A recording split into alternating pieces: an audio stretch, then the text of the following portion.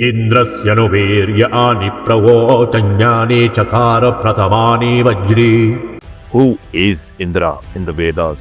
Is he simply an extension of the Indra, the king of gods we know from the Itihāsas and the Purāṇas, but in a time where he was perhaps more venerated? Did he fall out of so-called popularity because the rishis then realized more important gods? Let's deep dive into the divine concept of Vedic Indra in as much detail as humanly possible. Let us not leave Indra analysis to any further obfuscations, doubts, summaries and assumptions. No more broad statements and logical leaps. Let us view Vedic Indra in terms of the Vedas themselves. This is our deep dive, the Vedic Indra 101. Most people today dismiss Indra as a relic, often reduced to a demoted Hindu version of Zeus. They see a perennially intoxicated, amorous and petty storm god who is constantly insecure about his throne, an anthropomorphic, simpleton conception of a classical to late antiquity era Indian king, riding an elephant, surrounded by divine nymphs or apsaras and sipping on sura liquor.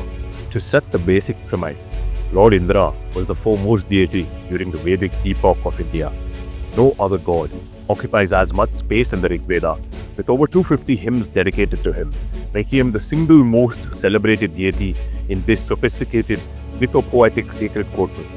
His so-called demotion by the Purāṇas is a well-known phenomenon, so we won't go into that in depth.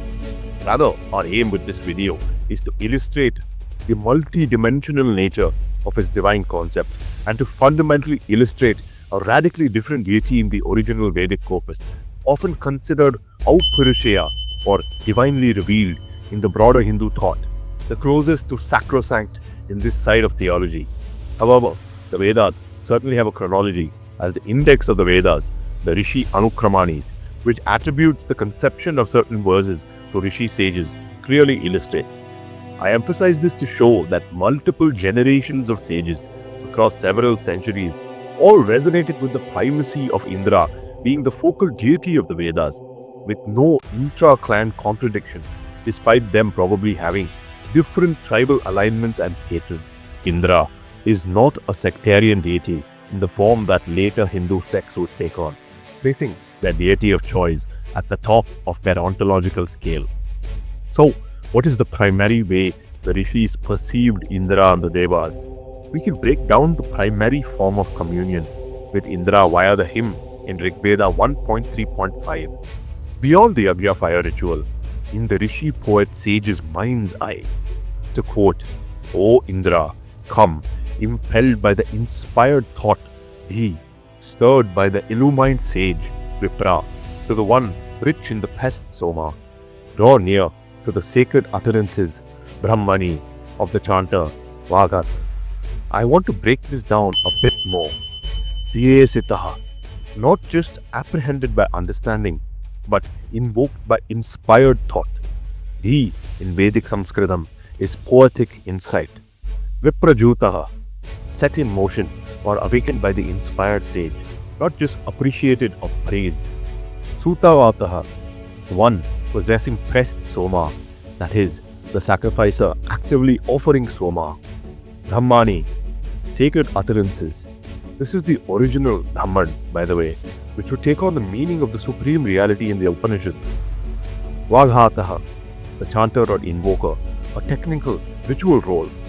Therefore, the Vedas center around Indra as its biggest, most prominent deity, where he is a perception of the Dhi or vision, sharpened by Soma, which is inspiration or insight.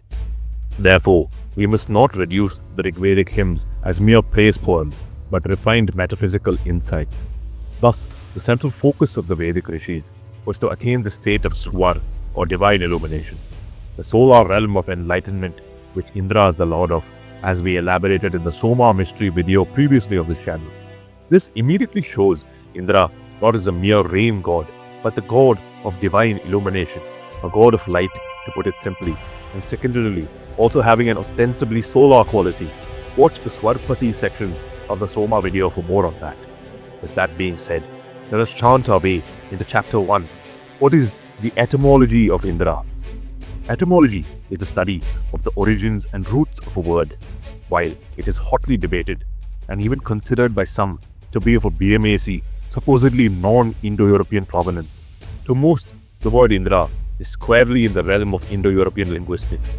The name Indra finds its root in the term Indu, the bright drop, directly linking the god to the Soma he consumes and the life-giving waters he scatters. This isn't just literal water, but the proverbial flow of fertility and the fertility-inducing waters of the mind, that is, knowledge. The name Indra is an endogenous Indo-Aryan formation from the root word Ind, meaning to swell, increase, or prosper. This root is the common thread between Indu Soma, which is commanded to swell forth, and Indriya, as the one eternally magnified by prayer to enliven existence.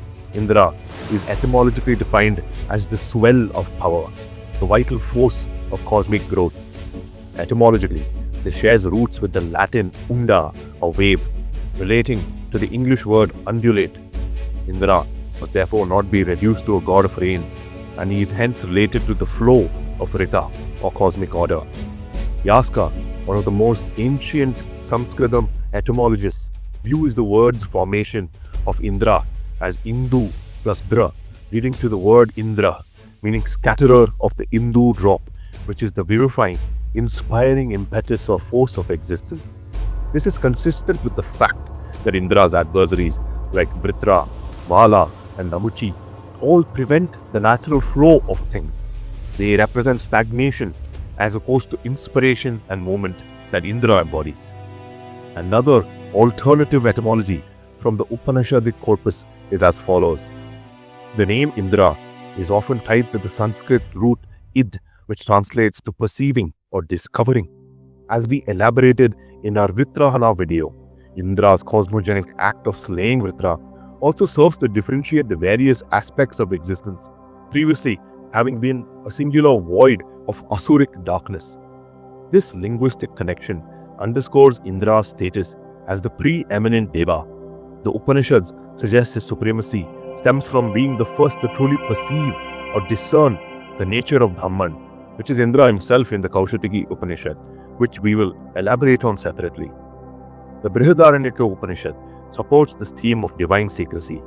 It identifies the entity within the right eye as Indra, the kindler, noting that he is referred to as Indra to maintain the mysterious nature that the gods traditionally favor. In the Aitreya Upanishad, we see a creation narrative. After observing the material world, the creator, who is Indra, recognized the underlying essence, Brahman, exclaiming, Idham Adarsham, I have seen this. Consequently, his true name is Idandra, the seer, though it is shortened to Indra because the divine prefers cryptic titles over explicit ones. The Aitreya Upanishad narrates an intimate birth of Indra occurring within the very architecture of the human body. It describes how the Supreme Self, desiring to experience its own creation, cleaved the center of the skull at the sagittal suture, a point known as the Vidriti or the cleft of joy, to enter the physical frame. Once inside, this divine consciousness looked out upon the world and realized that every manifest thing was none other than itself, exclaiming, Idam Adarsham, I have seen this. Because of this profound act of this seeing, the deity is technically named Idandra. However, the Upanishad again reinforces that the gods love what is cryptic and hidden, so they shorten the name to Indra for the uninitiated. This tells us that Indra's birth is actually a recurring metaphysical epiphany. He is born anew every time a seeker achieves the same state of self-recognition.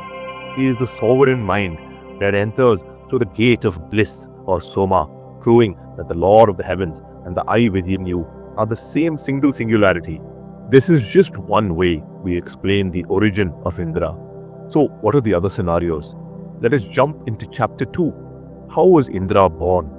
Unlike the anthropomorphized and clear-cut parentage of Indra as the son of Rishi Kashyapa and goddess Aditi in the Purāṇika corpus, Indra's parentage in the Vedas is not literal. His parents are ascribed based on the cosmic function of the hymn.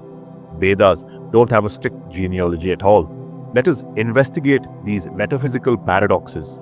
Number 1. The progenitors, Dyaus, sky, and Prithvi, earth. Rig Veda 2.12.2 declares, He who made firm the trembling earth or Prithvi, that is, Prithvim Vihatamanam Adhiramat, who calmed the agitated mountains, who measured out the broad mid-space, that is, Antariksham Vimame Variyaha, who propped up heaven or Dyaus, Dhyam Astabhrat, he, O people, is Indra. Sarjana Sah Indra. Rig Veda 10.89.4 declares, For Indra, I sent forth hymns of unceasing flow. Giro Anishita Sargaha. I sent forth waters in motion from the depths of the cosmic flood or ocean. He who by his powers, as wheels are fastened by an axle, Yo Akshineva Chakriya, firmly propped apart the earth and also the heaven on every side. Vishwak Kastamba Prithvim Utadhyam. In the mention of the Stamba, we also see a precursor to the Skamba concept of the Atharva Veda, where Indra is declared the fulcrum that existence rests upon.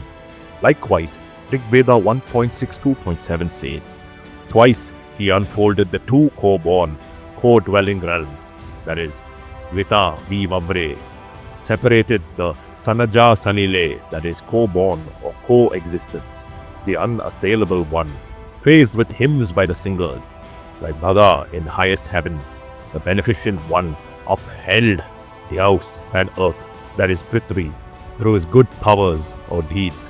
Adharayad, row the sea. Row the sea is the heaven and earth pair. At certain points, I pronounce Dyaus as Dyau, a softened form reflecting natural spoken rendering outside strict Vedic recitation. So please bear with that. As a Dvandva compound, this pair is referred to as Dhyava Prithvi in any case. This is the locative parentage. In the general Vedic view, heaven and earth are the universal parents, Dhyava Prithvi, who house all manifest forms. They are the parents of all devas. Rig Veda 1.164 says, Heaven is my father, my source. The navel here binds me to him. Vast earth is my mother. Between the two outstretched realms lies the womb. There, the father sets his seed. What's actually going on is that Dyau or heaven is the father, the fertilizing principle, while Prithvi, earth, is the mother, the receiving principle, with Antariksha, the in-between, implied as the womb is space where the seed is placed. Indra is born from Dyau, but Indra is also the one who reenacts this fertilizing act by dropping the Indu Soma seed or drops. This recursive loop is very Rigvedic, as Sayanacharya's commentary shows. Indra's separation of Dyau and Prithvi is depicted as a foundational creation story, where he props asunder the two to carve out the space necessary for life in Rigveda 6.17. Indra is ascribed a supposedly unnatural birth, where he bursts through his mother's side in Rigveda 4.18, leading up to the brutal moment he seizes the father by the foot and slays him. This father is speculated to be Tvaṣṭṛ as well. These accounts reinforce a paradoxical parentage. By widowing his mother and forcibly propping up the heavens, Indra acts as the master architect of his own progenitors, effectively becoming his parents' parent by defining their existence as distinct, stable entities. So, Indra differentiates his own parents into two distinct entities. Rig Veda 4.17.4 further states, Heaven, your sire, knew a heroic son is born. To fashion Indra was a work of highest power. He who brought him forth, luminous, wielder of the flawless Vajra, unfallen, abiding, firm, like one enthroned in the sacred seat. Therefore, his parentage is inherently paradoxical. While they are his parents, Indra is also the one who pried them apart and propping them up so that life could exist. Rig Veda 1.32 indeed described Indra as the generator of Dyau. So, let's move on to his second parents, where this fashioning term will become more relevant. The divine craftsman, Tvaṣṭṛ, and the infinite goddess, Aditi. Rig Veda 4.18.1 declares, Who made your mother a widow? Who sought to kill you, whether sleeping or moving? What god was more compassionate towards you when you struck down your father, seizing him by the foot, that is, Yat Prakshina Pitaram Padagrahya. Who is the father here? Is it Dyaus? Is it Tvaṣṭṛ? Is it a Zeus versus Kronos, or Kronos versus Uranus type son, usurping the father of the older order? An episode that seems to be characteristic of Indo-European religious stories. This cryptic declaration by Indra's mother, identified as Aditi by Sayanacharya, is one of those Vedic mysteries that is notoriously archaic and difficult to explain. This version of the parentage of Indra, that is with Tvaṣṭṛ and Aditi as parents, seems to portray Indra as a revolutionary outcast whose divinity is won through rebellion rather than inheritance. The Sukta in question, Rigveda 4.18 as narrated by Rishi Vamadeva Gautama, is the primary source for this, and it is traditionally even seen as concurrently biographical to the sage himself, especially the last few hymns, so we must interpret with caution. Nevertheless, Tvaṣṭṛ, the celestial smith, is often seen as a blocker for Indra's audacious actions throughout the Vedas, whom Indra must overcome, notably by raiding his dwelling to seize the Soma by force. We narrated another such instance as a lead-in to the events of the Vishvarupa Trishira slaying, who is the son of Tvaṣṭṛ, and thereon the Namuchi tale. A cautionary disclaimer here is that Tvaṣṭṛ isn't identified outright as Indra's father, but it is a circumstantial conclusion based on the newborn Indra going to Tvaṣṭṛ's dwelling to seize the Soma. His mother, Aditi, represents the infinite, yet Rigveda 4.18 reveals a heartbreaking rejection where she hides her son as a reproach and abandons him to wander as an unlicked calf, a powerful metaphor for a newborn denied maternal bonding and forced into immediate self-sufficiency. Ultimately, this narrative reinforces his paradoxical parentage.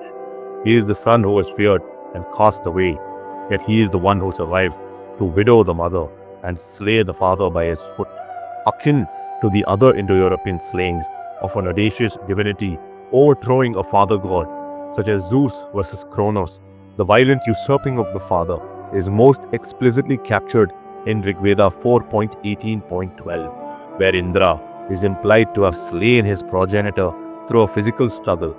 The verse uses the striking imagery of Indra seizing the father, often assumed to be Dyaus, but also alternatively Tvaṣṭṛ, by the foot to cast him down, effectively ending the old order. Div or Dyaus may be an epithet of Tvaṣṭṛ in Rigveda 4.17.4, based on the use of the word Swapastama, or most skillful, in Rigveda 1.61.6, associated with Tvaṣṭṛ. Tvaṣṭṛ is of course the maker of forms, the cosmic smith of the gods, so his association with skill is natural. This is why his proverbial sons are Trishiras or Vishvarupa, the consumer of all forms, and Indra, the vivifier and prototype or reflection of all forms, Rupam Rupam Pratirupo. We have touched upon the tension amidst this cosmic triad in the prelude sections of the Namuchi episode previously on this channel. Scholars are therefore split between considering this a Zeus-style usurping of Kronos, in this case Indra and Dyaus, while the other camp accept that the supposedly autobiographical Rigveda 4.18 alternates between Vamadeva Gautama and Indra's perspectives, describing a usurping of Tvaṣṭṛ instead. Yes, Vedic cosmology is complex stuff. Modern discussion greatly underestimates the role of Tvaṣṭṛ in early Vedic theology. He is even deemed the father of Agni in Rigveda 3.7.4, and he is the god who has begotten offspring in Rigveda 3.55. Agni is even identified with Tvaṣṭṛ in Rigveda 2.1.5. O Agni, you are Tvaṣṭṛ for the worshipper, fashioning heroic power, Suvirya. So, a poetic comparison, not an absolute identification, of course. His role as a father also seems to have some connection with ushering in the wives of the gods to drink the Soma across several hymns. So let's move on to the third birth scenario of Indra. Indra is a self-born singularity, Manaswan, and the convergent point of all Devas. Considering his centrality to the cosmogenesis and creation tales in the Vedas, we must also importantly make a case for Indra being the first cause among the Devas. Atharva Veda 11.8.8 to 9 says, Indra Indraha Ajayata. Indra was born from Indra. This identifies Indra as his own source. He is the self-existent will. Additionally, the Atharva Veda also shows a reciprocal parentage paradox at play. There is the famous Mahendra hymn that proclaims Indra as god of gods in Atharva Veda 13.4.33. All devas are said to emanate from Indra. In any case, it notably says, he was born from Dyaus, and Dyaus was born from him.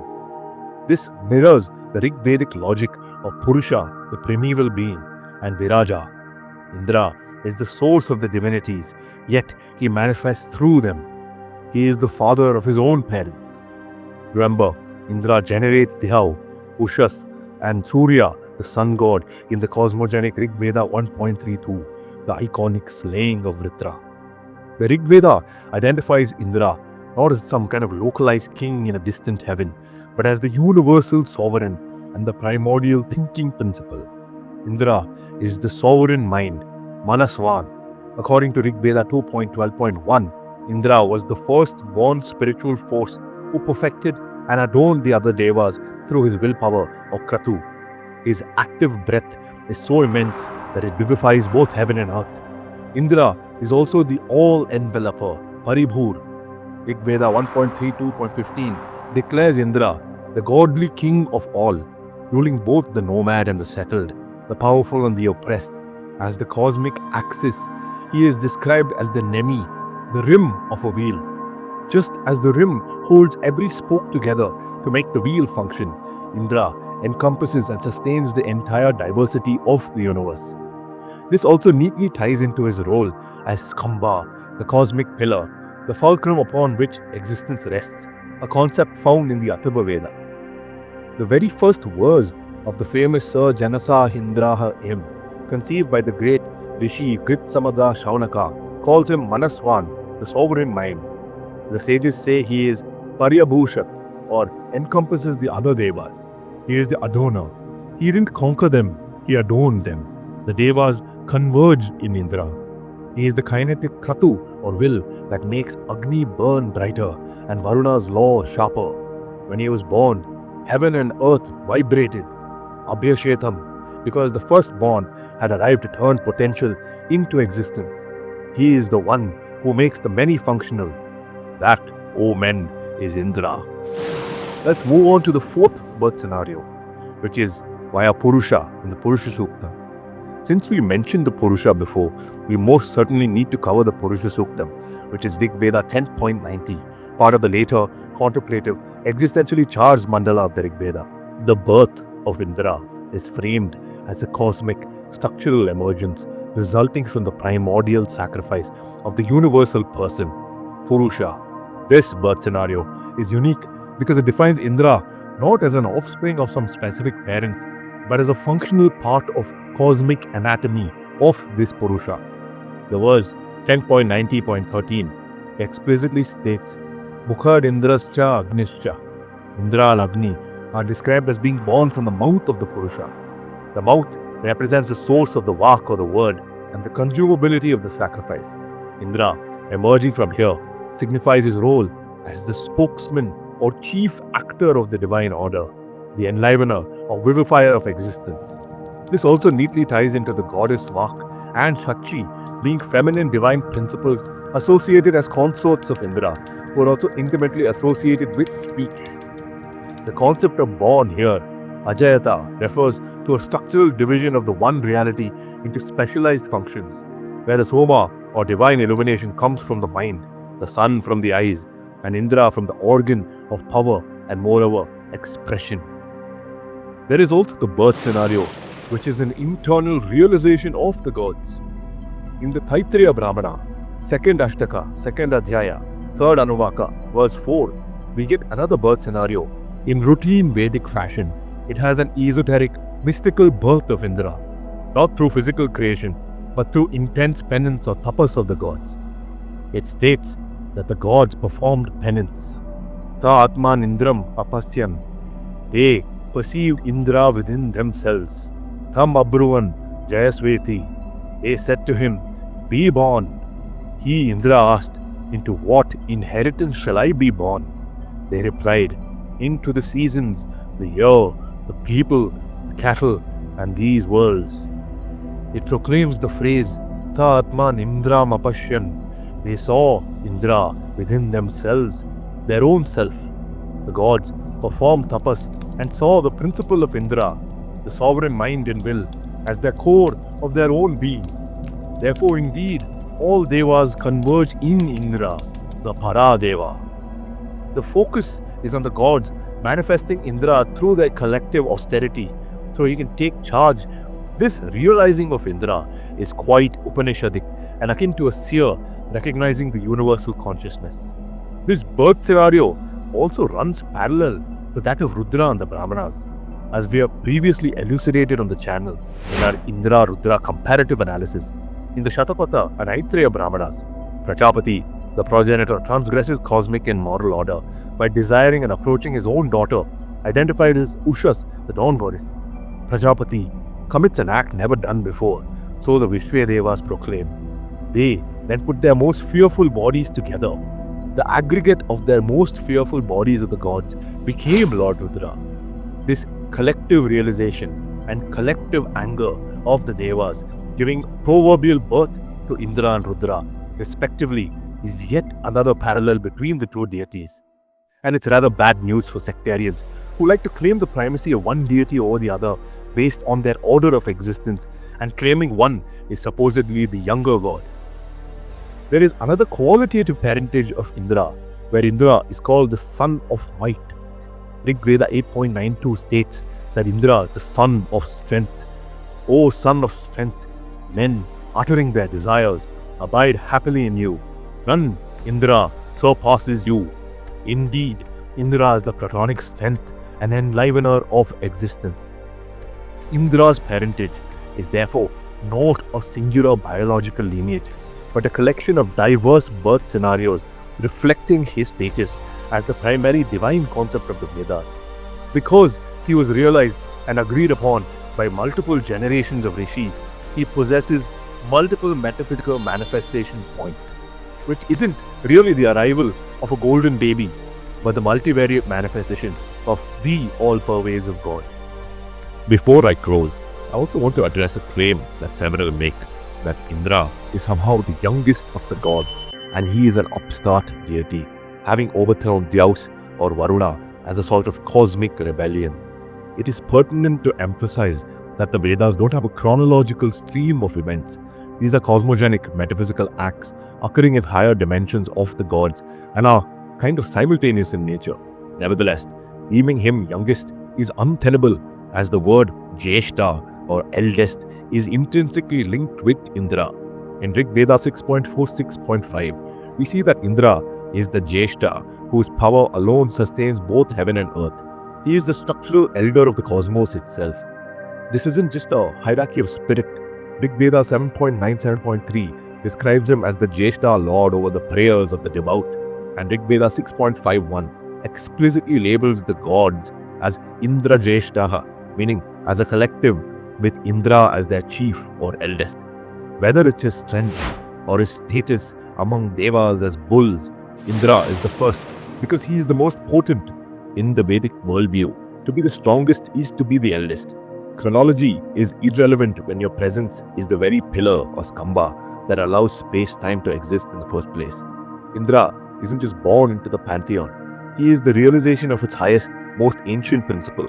In the nakshatra system of Hindu astrology, Jyeṣṭha Nakshatra, or the 18th lunar mansion, has Indra as its ruling deity for a very good reason. Likewise, the Shatapatha Brahmana, Kanda 6, presents a primordial hierarchy that establishes Indra as the ontological predecessor to even the manifest creator, Prajapati.